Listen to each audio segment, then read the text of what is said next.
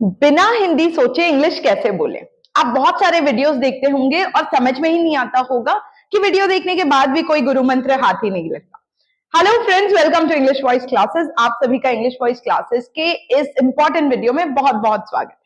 देखिए, exact Hindi to English transfer अगर आप करते हैं या ट्रांसलेट करते हैं तो बहुत प्रॉब्लम होगी, क्योंकि जब आपको बातचीत रियल लाइफ में करनी होती है तो आप ये नहीं कर सकते। तो फिर क्या तरीका है कि हम एग्जैक्ट जैसे ही बात कर रहे हो मुंह से अंग्रेजी निकले। बेस्ट तरीका है आप इन वर्ड्स यानी कि बहुत सारे कंजंक्शंस यानी कि कनेक्टिंग वर्ड्स को दिमाग में रखें। अब देखिए, एग्जैक्ट हिंदी टू इंग्लिश के चक्कर में ना रहे, क्योंकि अगर आप हाउ एवर को हाउ और एवर से ट्रांसलेट करके सोच के बोलेंगे तो गड़बड़ हो जाएगी। जैसे हाउ होता है कैसे, एवर होता है कभी। अब कैसे कभी इसका मतलब नहीं होता है। जब हाउएवर लोग सीधे बोलते हैं तो इसका मतलब हो जाता है लेकिन।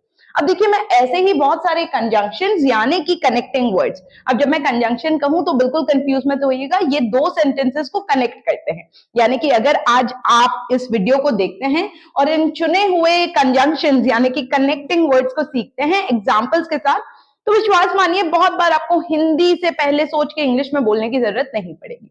अब ये वो कंजंक्शन या वो कनेक्टिंग वर्ड्स हैं जो अकेले नहीं बोले जाते बल्कि जोड़े में बोले जाते हैं। तो आज हम वो इंग्लिश सीखने वाले हैं जहां सेंटेंस तो दो कनेक्ट होंगे लेकिन एक वर्ड से नहीं, एक साथ ये जोड़े हैं, जैसे रादर देन, वेदर और not, not only but also, और ऐसे ही दो चार और। तो वीडियो पूरा देखिएगा ताकि आज के बाद आप एकदम हिंदी टू इंग्लिश सोच के इंग्लिश ना बोले।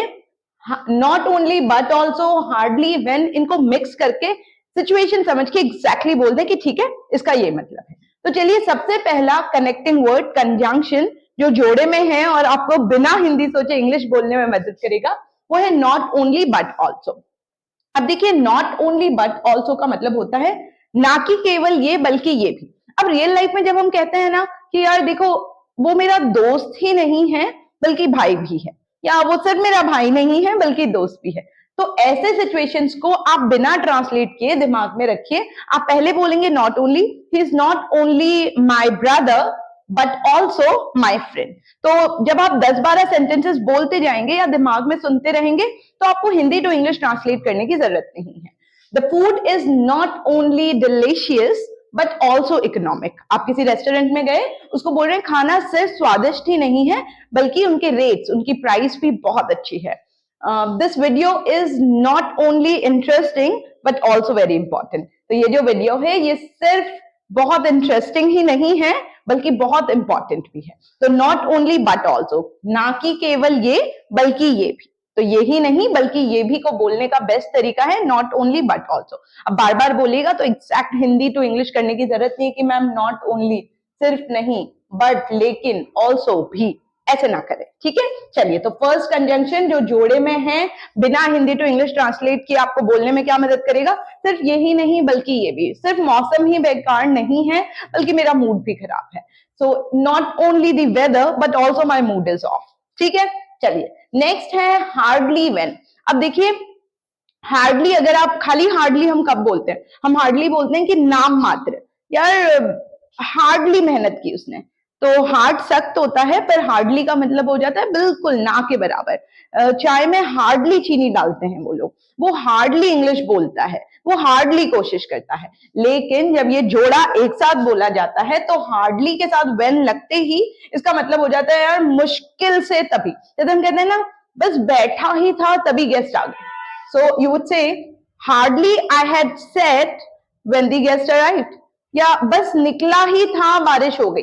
तो आप कैसे बोलेंगे, hardly had I stepped out when it started raining. यार पढ़ने बैठा ही था कि दोस्त का कॉल आ गया, है ना। अब ये सिचुएशंस कितनी नॉर्मल है, स्पोकन इंग्लिश में यही सब तो बोलना होता है। तो आप बोलेंगे hardly had I sat to study। इस वाली हार्डली के साथ हम पास्ट परफेक्ट बोलते हैं, hardly had I set to study when my friend called me। तो हार्डली और when को साथ में यूज करके आप बोल देंगे यार बस ये चीज हुई थी कि ये चीज हो गई, बस खाने बैठा ही था कि बॉस का कॉल आ गया। Hardly had I set to take my meal when the boss called me। तो when का मतलब अगर आप हिंदी टू इंग्लिश सोचें तो कब, और हार्डली होता है नाम मात्र। पर हार्डली ये हुआ, when ये हुआ, इसका मतलब हो जाएगा बस ये हुआ ही था मुश्किल से कि ये हो गया। तो चलिए, एक जोड़ा और सीख लिया। आगे बढ़ते हैं रादर देन, ये बड़ा काम का है। जैसे देखिए इसका मतलब होता है इससे अच्छा, ये इसके बजाय। जैसे हम बोलते हैं देखिए आमतौर पे कि यार रेड शर्ट पहनने से अच्छा तो मैं ब्लैक पहन लेता, या उससे बात करने से अच्छा तो मैं सो जाता, मुझे अगर पता होती लड़ाई हो जाती उससे बात करने से अच्छा तो मैं सो जाता। तो कोई भी ऐसी सिचुएशन जिसमें आप इसकी जगह ये हो जाता, जैसे इंस्टेड ऑफ वगैरह बोलते हैं, रादर और देन को मिक्स करके आप बोल सकते हैं। I would have rather worn black than red, या I would have rather visited Neha's place than being at home, या उससे बात करने से अच्छा मैं टीवी देख लेता। I would have rather watch TV than talking to him, यार मैगी ऑर्डर करने से अच्छा मैं डोसा खा लेती। I would have rather eaten dosa than eating Maggie, है ना। ये चीज कितने काम आती है कि यार ये करने की जगह इससे अच्छा ये हो जाता। I would have rather studied than talking to him, यार उससे बात करने से अच्छा मैं पढ़ाई कर लेता। I would have rather slept timely than wasting time on scrolling social media, तो उंगलियां चलाने की जगह इससे अच्छा होता कि मैं जल्दी सो जाता। तो rather और then को आप कैसे यूज कर रहे हैं, इससे अच्छा ये कर लेता, इससे अच्छा ये कर लूंगा। I would rather die than apologizing, यार मैं माफी मांगने की जगह मरना ज्यादा पसंद करूंगा, जब गलती नहीं है तो फिर माफी क्यों मांगू।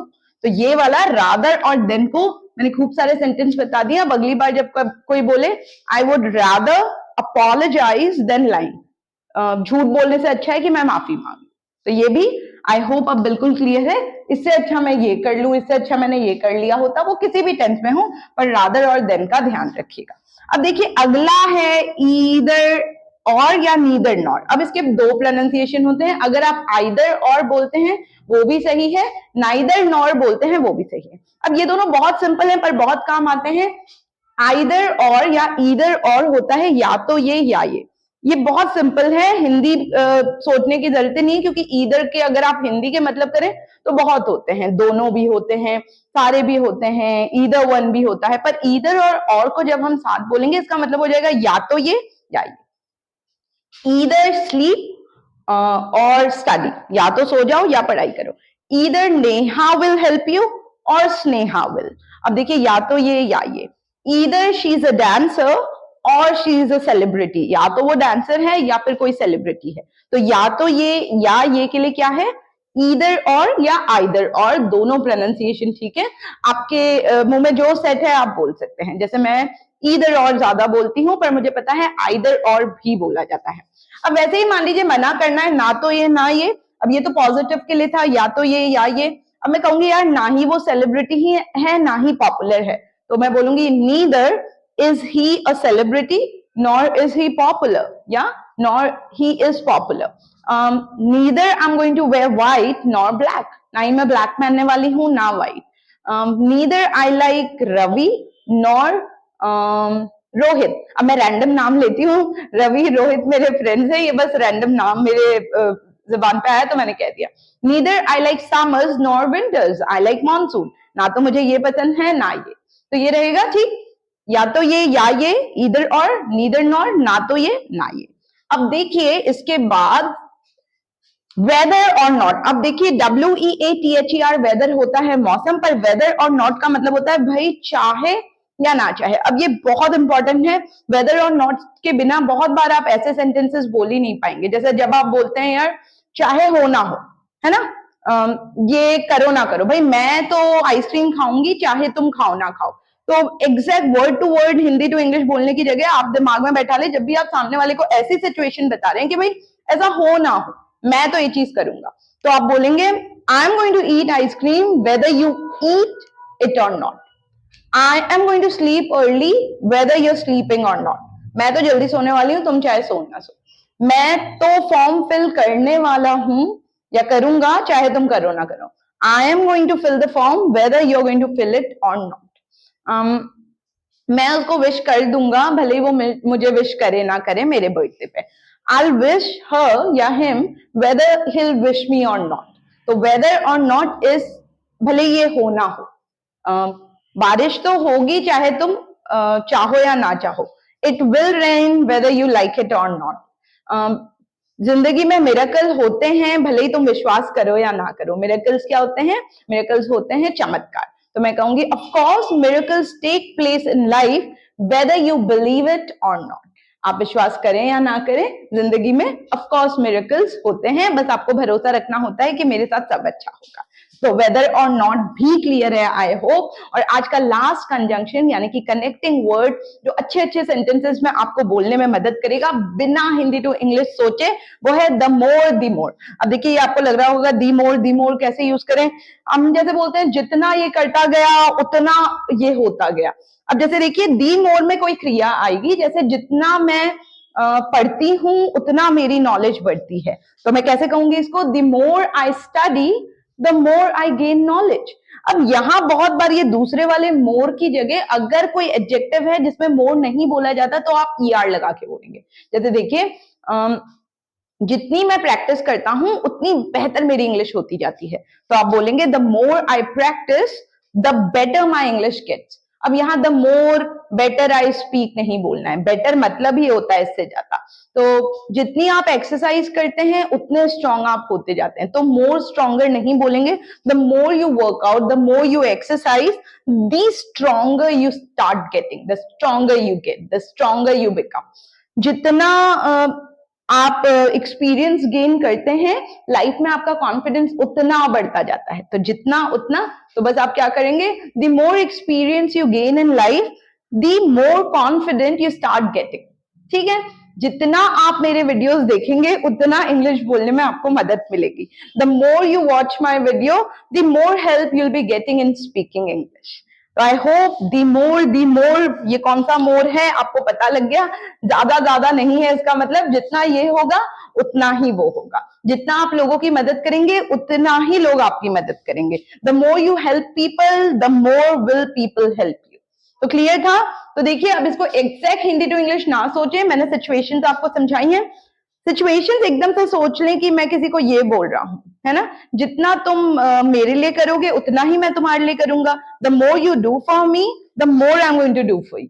डन? तो ये सारे जो मैंने आपको बताए उनको एक एक बार बोलिएगा, वीडियो को फिर से देखिएगा, अपने एक सिचुएशन में इनको फिट करने की कोशिश कीजिएगा कमेंट्स में इनमें से कोई दो कंजंक्शन यानी कि कंजंक्शन कनेक्टिंग वर्ड का जोड़ा यूज करें और कोई सिचुएशन बताएं। तो ये था आज का वीडियो। सभी को हमेशा की तरह थैंक यू सो मच, इतना प्यार इतना सपोर्ट देने के लिए मेरे वीडियोस को, मेरे पुराने वीडियोस को आप जम के देखते हैं। अगर कोई भी डाउट लगे या कोई भी ऐसा टॉपिक हो जो आप चाहते हो कि मैं आपको एक्सप्लेन करूं तो प्लीज कमेंट सेक्शन में जरूर बताइएगा। नए सब्सक्राइबर प्लीज मुझे बताइएगा आपको वीडियो कैसा लगा। मेरे पुराने सब्सक्राइबर प्लीज मुझे बताइएगा कौन से टॉपिक्स आप देखना चाहते हैं। Thank you so much. ये था आज का वीडियो। ऐसे ही एक इंपॉर्टेंट वीडियो के साथ मैं मिलूंगी नेक्स्ट हफ्ते। तब तक प्रैक्टिस करते रहिए और इंग्लिश बोलने में बिल्कुल मत हिचकिए। गलती होगी तो होगी, देखी जाएगी। चलिए मिलते हैं अगले हफ्ते, तब तक के लिए बाय बाय।